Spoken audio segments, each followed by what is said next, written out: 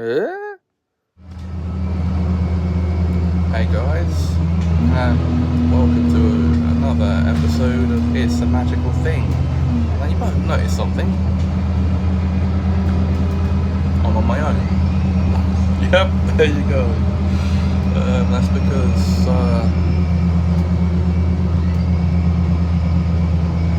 Aaron wanted to push the timing mate up to 1 o'clock this afternoon so he could see his cousin.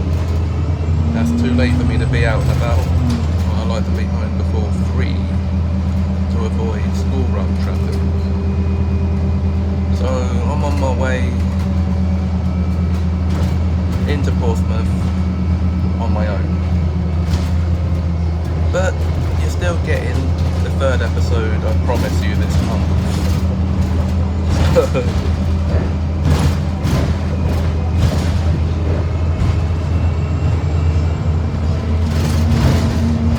So, it's a nice, bright, sunny day out here.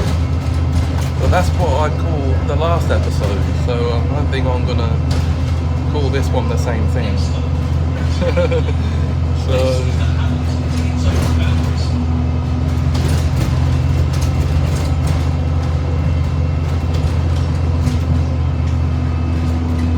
So what I'll do now, guys, is I'll take my break to have a drink, and I'll see you after this.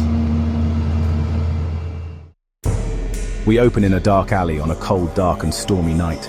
Thunder was roaring while the wind blew and the rain fell, and all was normal.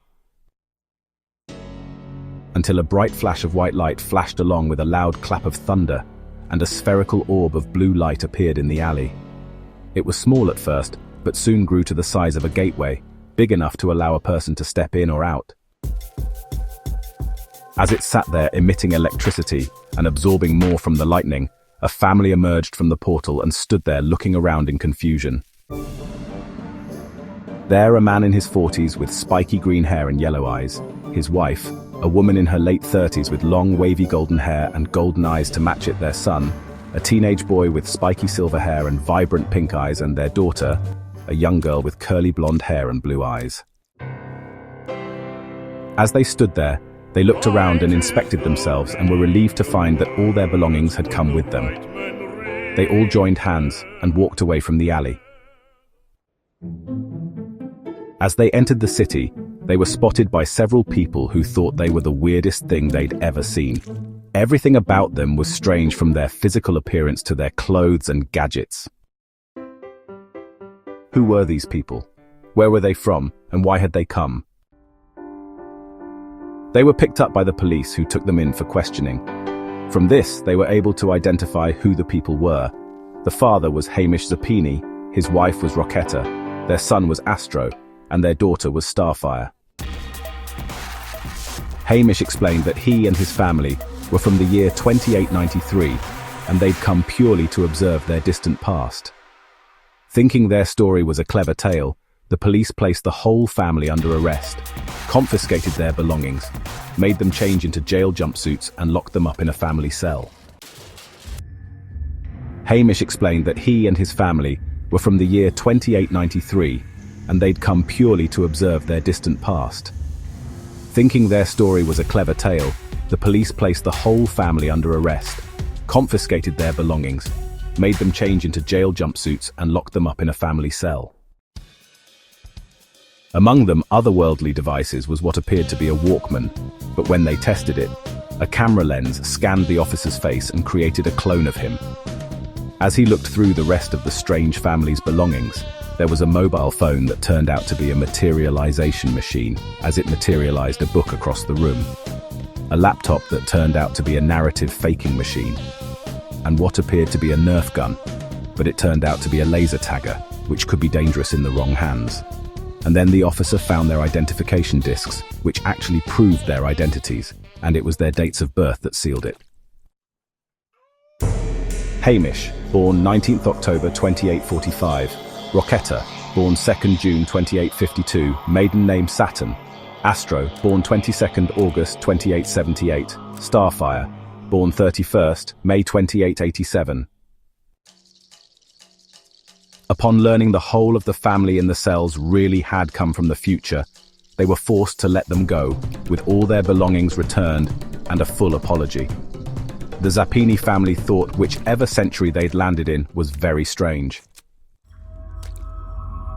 They soon found out which century they were visiting when Astro saw a newspaper article that told them they'd arrived in the early hours of the morning on Wednesday, 12th March, 2025. They were in the 21st century, and it was unknown if they were ever going to return to their own time. Okay guys, welcome back. Hope you enjoyed that little AI video. I say little, it's as long as the opening segment.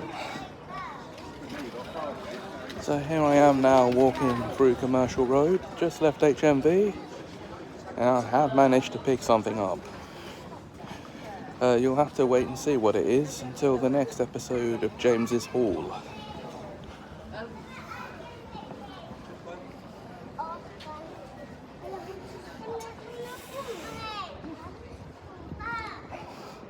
So I'm now on my way to my next place to look around, which would be Toy Town. We'll walk through the Cascades.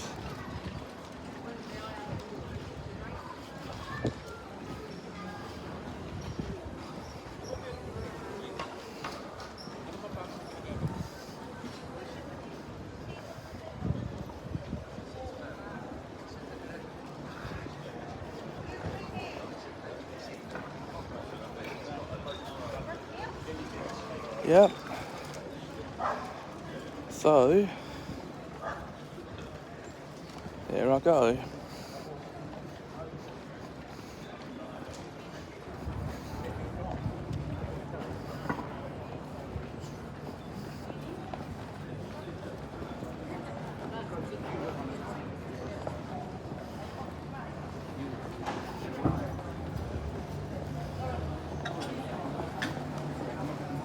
And I think this would be a good point.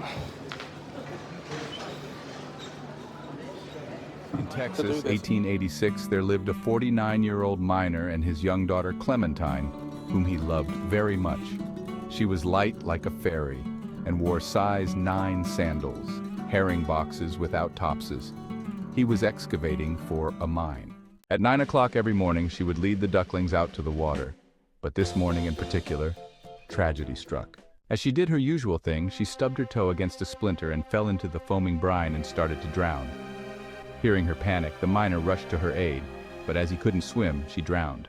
He was devastated as he saw her ruby-red lips bobbing above the water and held her tightly, sobbing over her body, vowing to never forget her. The problem was she had a little sister, whom he kissed, causing him to forget his darling Clementine, who had died from drowning, and now he'd forgotten her. He felt so bad about this that he wrote a song about her to help him remember. Hey guys, welcome back. I hope you enjoyed that second little AI video. Now I'm at the back of the 23 on my way home from Portsmouth. Yeah, sorry if you can't hear me very clearly.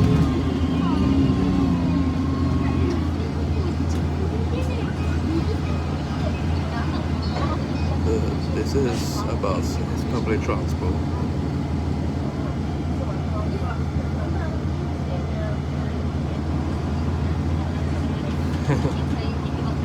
So, tell you what we'll do, guys.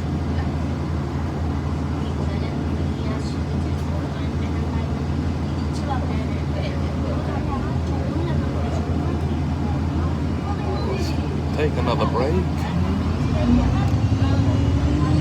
And I will see you when I get home. Okay guys, that's it for this episode. I hope you enjoyed it. And there might not be one in April since I've done 3 this month to make up for not doing any last month. Yeah, that's true. Yeah, that's my mum talking in the background. I mean, I'm not going to show her because it'll embarrass her. Recording.